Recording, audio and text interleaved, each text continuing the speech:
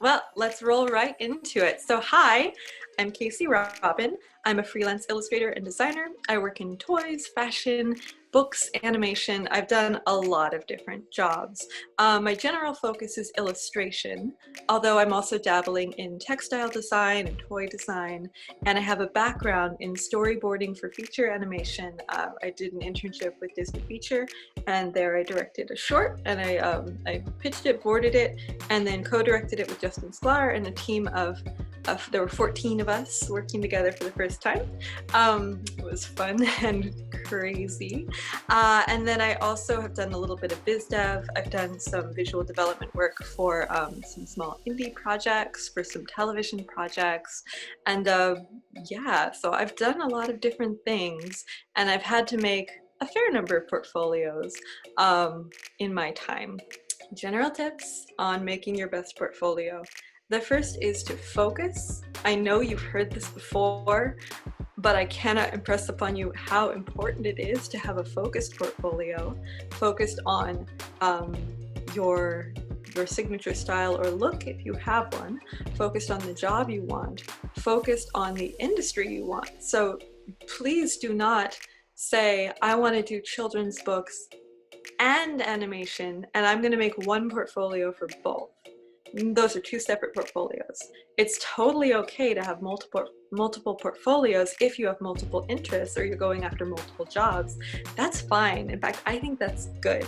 But don't mesh them together, because the person looking at your portfolio will be looking for specific things, and if you distract them with other things, they're going to feel like, this person might not know what they're about yet. If I give them an assignment, what will I get back?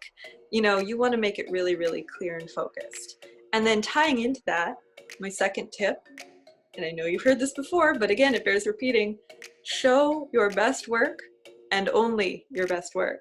If you're not sure if something's good enough for your portfolio, just take it out. You know, it's better to have a portfolio of 10 excellent pieces than 10 excellent pieces and 10 moderately good pieces that are kind of meh, you know? So if something makes you feel meh, consider it filler. Consider that it's bogging down your portfolio. Really, really engage with the art of editing your portfolio as if you're editing a sizzle reel and you just want the best clips, the most juicy stuff, the thing that's going to make a person excited.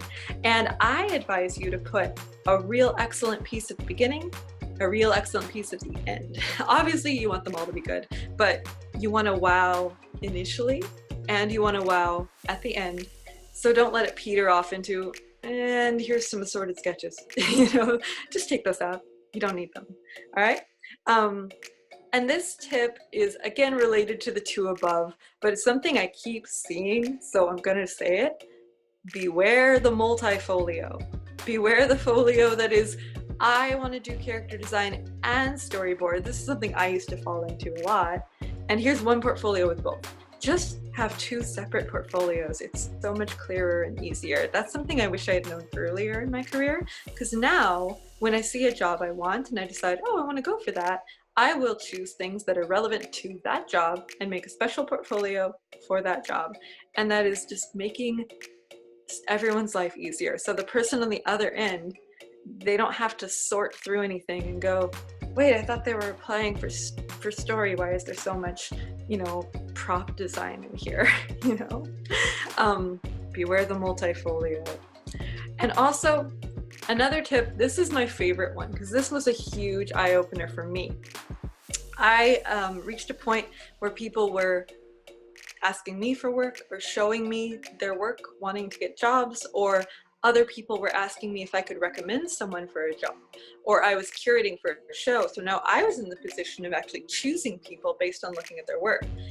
If you can imagine yourself as the art director, try looking at your portfolio through the art director's eyes. Imagine that you're tired and you're busy, and it is your job to find good artists who will deliver solid work that is predictably good for your project on time, and you just want them to be really solid people. Try looking at your portfolio like that.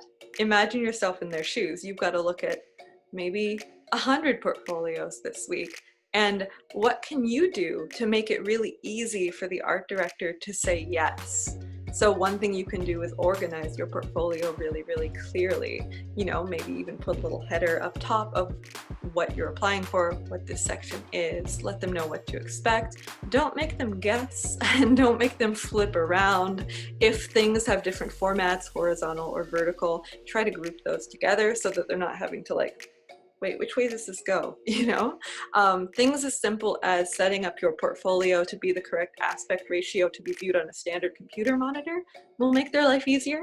The more you can make your art director's life easier, the more work you'll get, because they've got a lot to deal with. They don't want to have to, you know, guess or deal with maybe getting like, well, I liked this piece in your portfolio, but this piece is really different. So if I hire you for this job, what style am I going to get? You know, make it really clear what you're about, and then present it really neatly so that they can very easily say, yes, you will be excellent in the job. That's kind of how you get jobs. Now, another aspect of honing your portfolio is do not be afraid to revise it over time.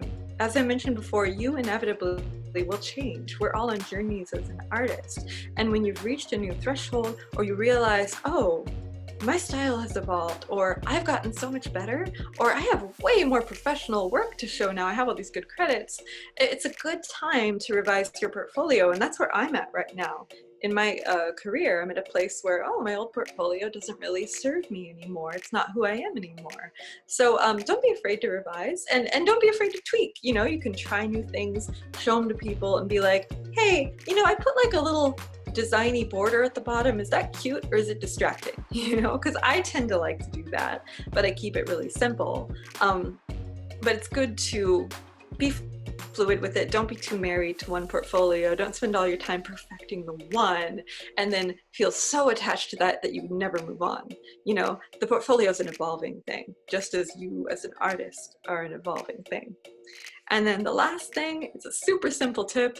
Just remember to include your contact information and your social media information and anything that anyone needs to know. I like to put at the beginning, you know, my name, what I do, and what position I'm applying for, and then like my basic contact info. And then at the end, I'll have more extensive contact info, you know, my email, my Instagram, Twitter, all my social media handles, that kind of thing. And sometimes I even put my social media in the corner, just bottom of every page, depending on who I'm showing it to and what I think would be useful for them and where I want to steer them. Because you can't be there when they're looking at your portfolio, so you want to make sure there's a clear kind of call to action at the end.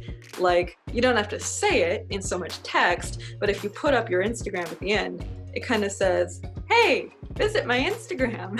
So if you're ever watching like a YouTube video, you know how at the end they're always like, follow me on Twitter and join my Patreon. Your portfolio review can have a similar call to action for the art director to like email you. And again, you do not say it. You don't get to the end of the portfolio, email me, here's my email.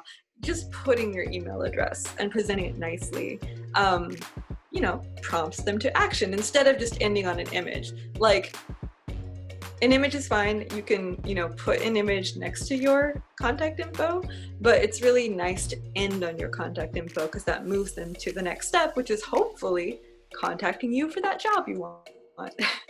So those are my personal best tips for portfolios that I have learned over time. I'm sure there are more, but these are ones that are that keep coming up when I look at people's portfolios, things that are consistently a point of confusion or that get overlooked, and that they're things that I have found useful. So I hope those are useful to you.